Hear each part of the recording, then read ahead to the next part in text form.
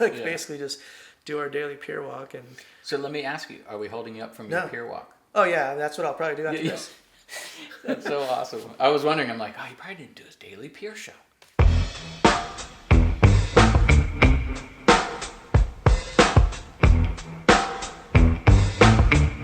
There was days when I was like not feeling it. Of course. I just drove for 10 hours. Because you're human. And I didn't sleep. I always just took the philosophy of like, put on your pro skateboarder face now because you're showing up at the shop. I'm representing my brand now. It's my brand. Yes.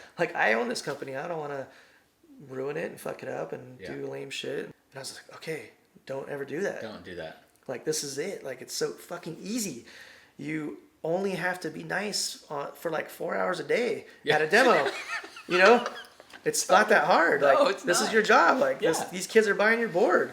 I haven't really met that many that I'm that stoked on, but like the people I have it's been super rad. Namely like the Fugazi dudes. But it ended up where they were like also fans, like, because they were like fall skating and stuff. So they knew me, which was really weird because I was like petrified to go up and like meet Ian MacKay. Like, oh my God. He totally diffused it by just saying like, oh, Ed Templeton, I read your interviews. And I was just like, oh, like, okay. Yeah. When that dual fandom happened going down, like, oh wait, no, hold on a sec, you're the rad. Dude, I just had it's funny. I got an email from Jonah Hill. A friend of mine is helping. He's making a movie right now that I think is based in 1995, and the protagonists are skaters. So they're like, I guess like Welcome to Hell era and stuff. Like that's the kind of stuff he was into, and I guess he was that kid. Yeah. Which I didn't know. But, someone came out and it's like, this girl I know is like going to help him with costume stuff. And so she's just like, hey, we might need help from you getting like specific designs from exactly 95 like era, Yeah. And I was like, yeah, I'd be down to help. And then she sent another email with CC with Jonah. And so I wrote back and then he wrote this email super nice, like, man, I'm a huge fan. Like we grew up watching Welcome to Hell and stuff. And I was like, what? And I was just like, so I think I literally wrote like, well, we're fans of your movie, so the circle of stoke is complete. Like totally. He didn't reply to that. A couple things that I thought was pretty rad was like you won an Italian art competition. Like what year was that? This house. Yeah, What year was that? 2000. Year 2000. I broke my neck in the year 2000. That was another thing. Yeah. I'm working on a skateboard book right now. We can talk about that, but 2000. It's a weird story. Like I broke my neck. That's a weird story. But that doesn't have anything to do with it. This is just the visual for the story is that I have a neck brace on during all this. Yeah. So I did a show in '98, I think, with '99 with Aaron Rose at the Alleged Gallery in New York, and he, like I said, he suggested the teenage smokers idea. He's noticed that I had all these teenage smokers in my book, probably just by the fact that I was out at skate parks all the time on the road shooting like young kids with cigarettes. Totally. I'd always think like, oh, that kid's pretty young and he's smoking. So I'd go get a photo of him because I thought that was interesting or whatever.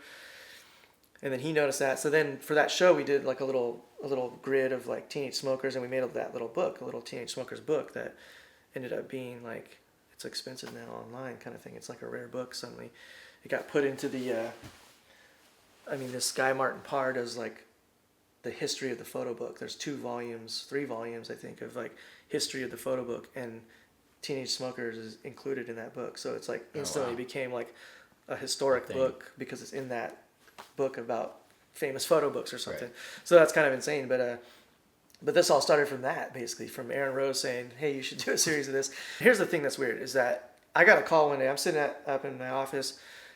I get a call from some Italian lady. Hey, is this Ed Templeton? Yeah. We're from Italy, from this art competition, and you're a finalist? And I was just like, what? Like, so I had no idea. Aaron had submitted the work and then forgot to tell me, like, hey, I put your stuff in this art contest, He put the Teenage Smoker series into this thing. Man. So I didn't even know about it. I didn't try to be in this thing.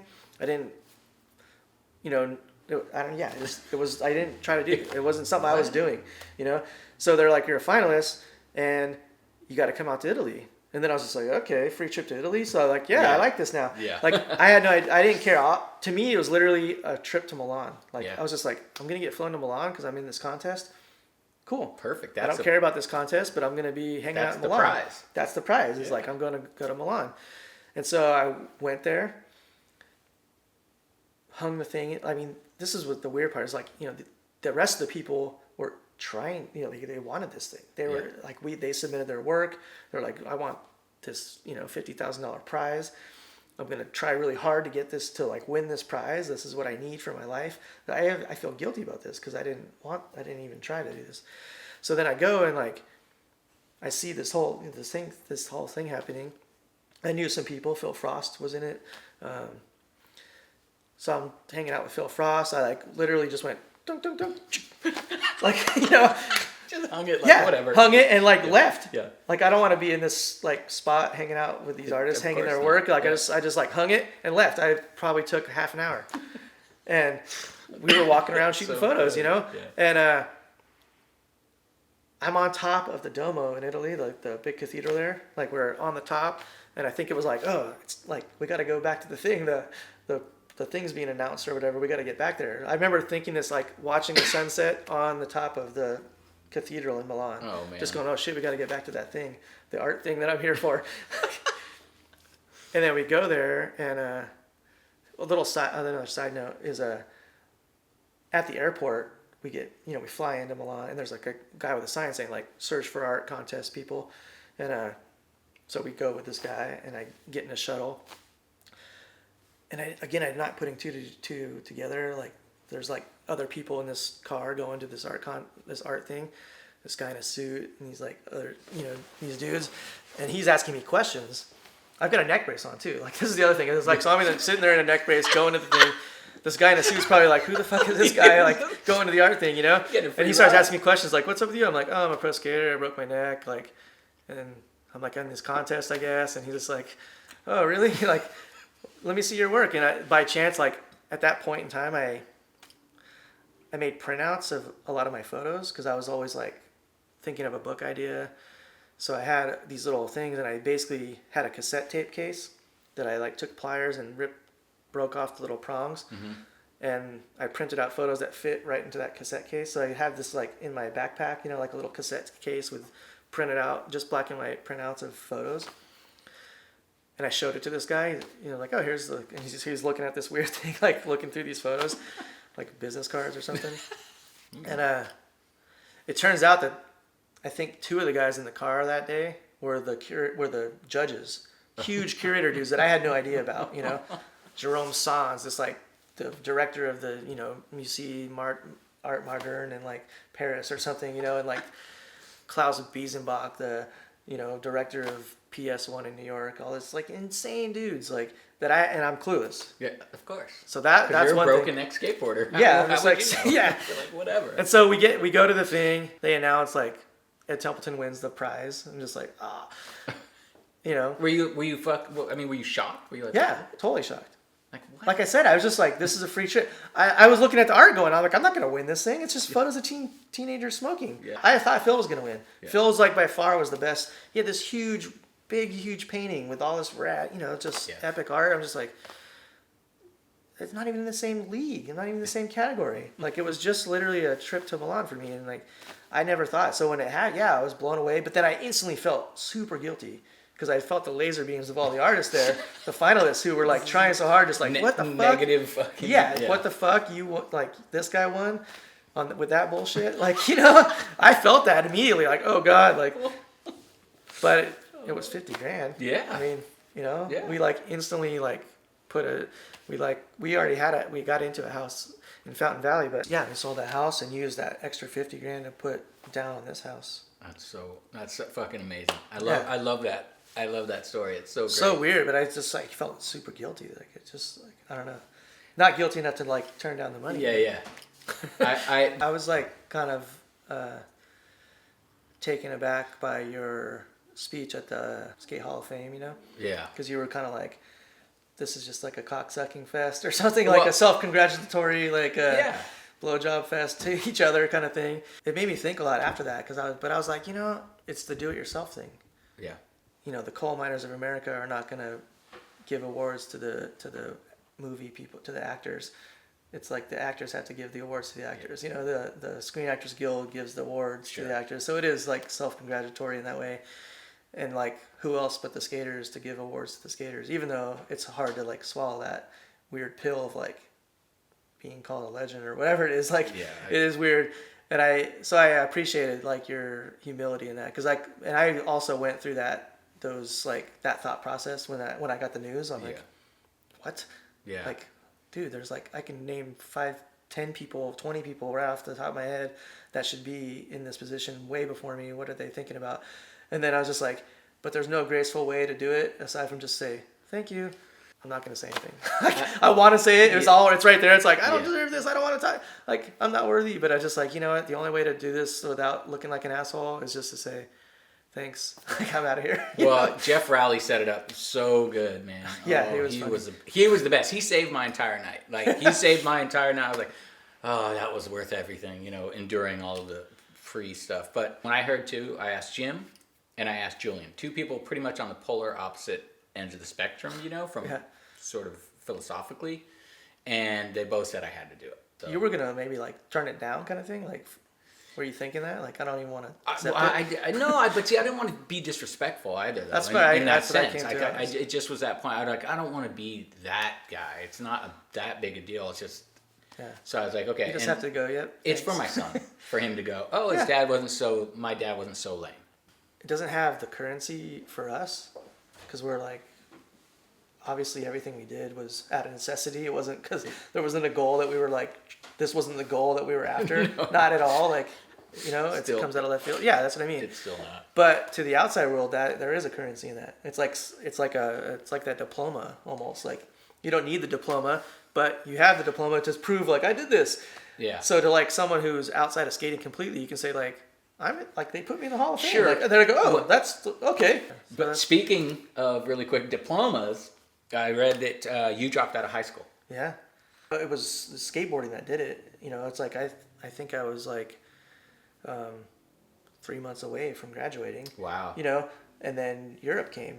Like, you know, Paul Schmitz is like, we're sending you to Europe for these contests. And I was just like, oh, you know, like stay in school for the last 3 months or go to Europe. Like, I'm going to Europe and I'm going to check this out. And then like, you know, as we talked about it over this conversation, like everything just happened. Toy Machine, all this stuff, we started doing stuff and never looked back, you know. People try to use that as like make me into an advocate for like leaving high school. And I'm like, no, I'm not that. Right. Like I don't recommend that to kids. Like, I'm not saying drop out of high school. It was fine for me. Like, because I talk to a lot of these kids and they need that diploma maybe, you know. It's like, I just again, it's fortunate, you know. It's like I've been lucky to never have to be in a situation where someone was like, where's your high school diploma? Like, I've never had to prove to anyone that I'm at least that smart, high school smart, you know.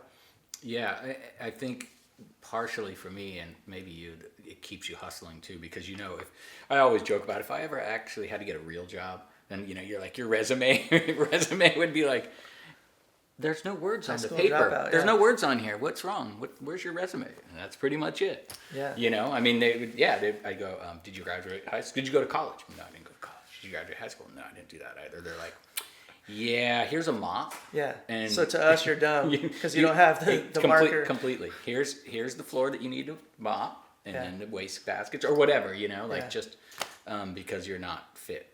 But I don't think the world's like that anymore. Obviously, you can say, you know, I did 10 years of graphics or whatever. Sure. Like it's always been the baseline of that. At any minute, I'm gonna break my leg, and all my sponsors are gonna like say "fuck you." Yeah. And so I've always like saved money and like never bought anything crazy. The short little period where I actually made like shoe money, like because I never made that much money even as a pro skater. Like it wasn't that much money, and we're not talking like enough to like you know, I had to win an art prize to like really like okay, we can like leverage into a house with that extra $50,000 that flew out of nowhere. You know, it was just the shoe money that really like, okay, I go back to that. I'm like, you know, a lot of stuff was set up because of that little period where I was like making crazy money.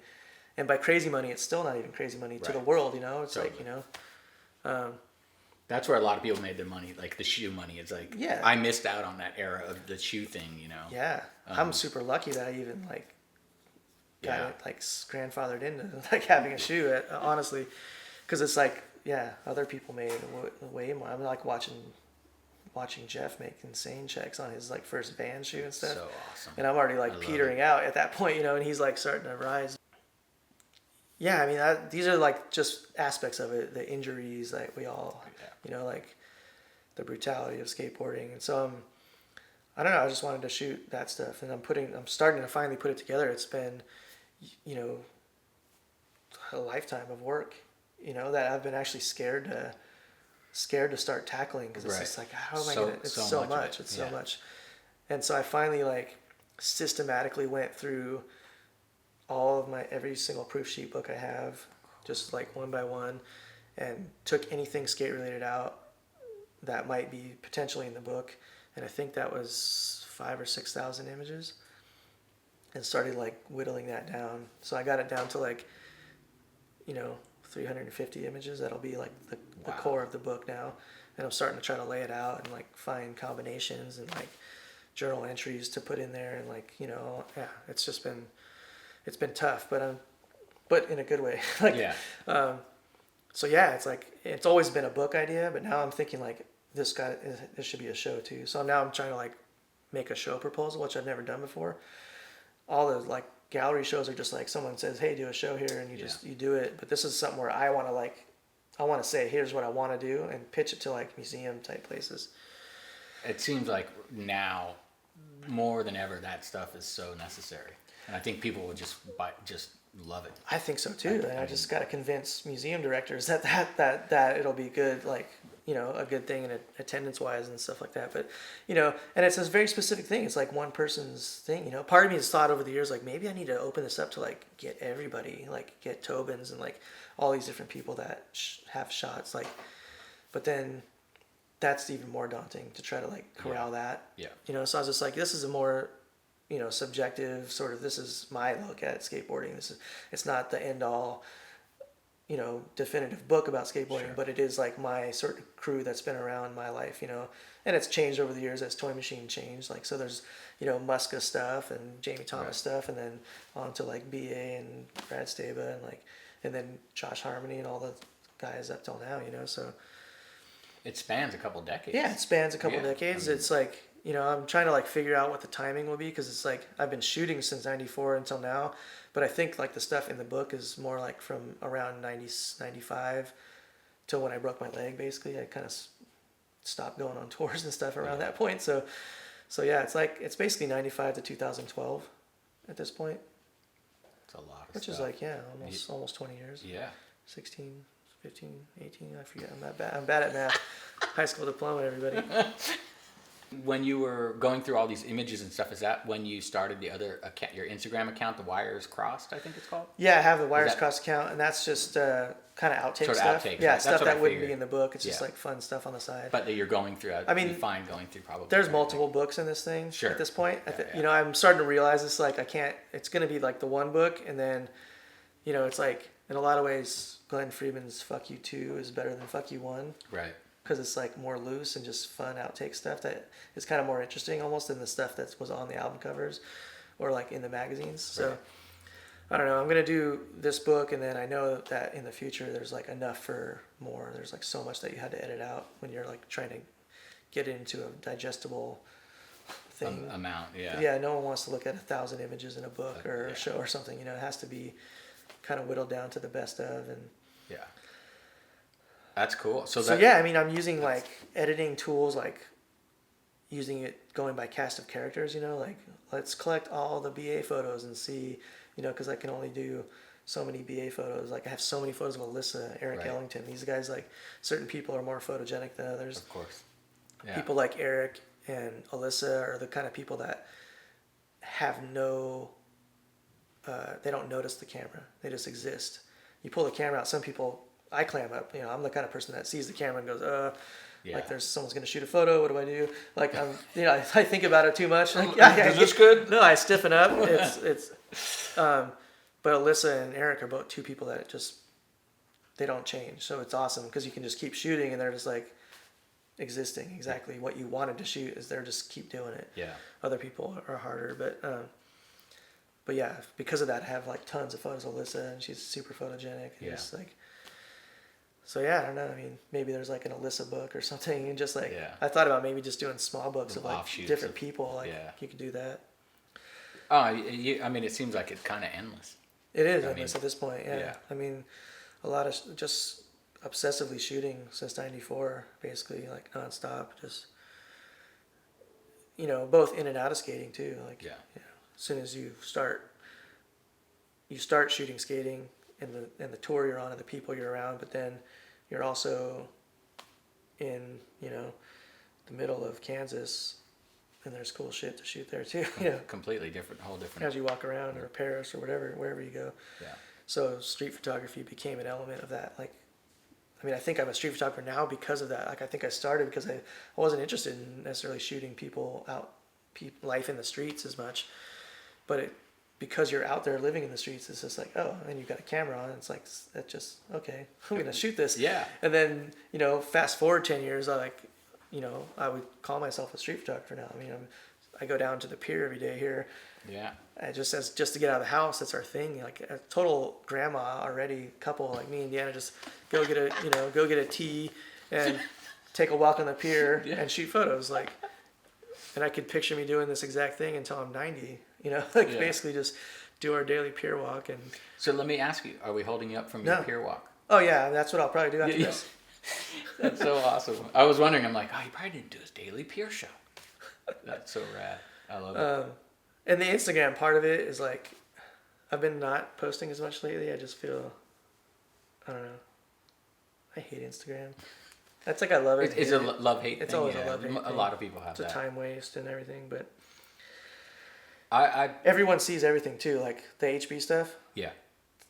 Like I have to be super diplomatic because Because everybody they- sees it. right. The degrees of separation is like, even if they don't follow me, someone they Knows. yeah. Of course. So anyone, like I'm talking just like from the pier, like people laying out, they'll see it for sure. I have to Right. basically assume that now, that they're gonna see it and Right. not say, look at these assholes or something, because Right. I'll just walk down the street and get punched next time. Well, you do some of the funny stories where you add the little emojis. Oh, yeah, in. that's fun. Those are great. You know what that came from? Being jealous of Spanky. Do you follow Spanky? Kevin Spanky Long does the best stories. He draws.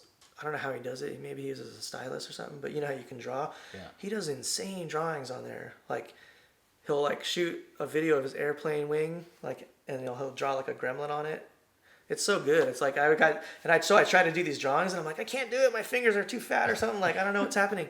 Like I couldn't do these cool drawings. Yeah. And then so I think based on that, I was like jealous. I'm like, man, I want to do cool stories.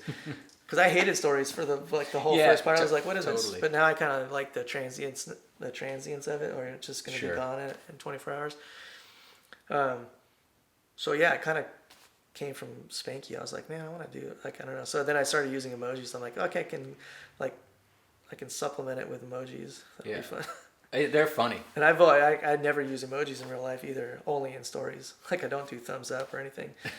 No, I never use emojis. I'm gonna just start sending you emojis, my little emoji fucking things, stories. I mean, I What's do he the heart. I talking do the heart about? thing on Instagram, like Yeah. on direct messages. I do the heart emoji, I guess. But in general, I don't use a lot of emojis. Are you not emotional? I'm kind of anti-emoji. No, I don't know. I just never used it. Overly emotional. That's what Yeah. I call it when people use them too much. I guess I'm from the generation where spelling still kind of matters and stuff. Oh. I'm not a. So I'm I'm from the generation before that. I'm not a grammar where it Nazi or doesn't anything matter. though, Oh, but I just like I want to spell it correctly myself, But I don't tell other people like that's wrong or something. I do it. I spell stuff the way I would say it because I want it to be my own voice because everything that I do because yeah, there's a slang. people always version. assume, and I'm sure they do for you. I don't know, but they're like, they send me an email and they're like, we want to book Tommy for this thing. How do we reach his manager? And I'm like, I don't have a manager. Yeah. I don't have anything. I have a fake manager. I'm like, I don't have none of that stuff, And so I want it to come from my voice. So when I respond, it's me. Yeah. And so a lot of times I'll just write sort of Slanglish. So they know, like, oh, this guy's an idiot. It must be him. I don't know about that. Well, all right. Well, let's not take any more of your time so you can do the HB photo fucking deal. All right. Yeah. That was awesome. Thanks, Ed.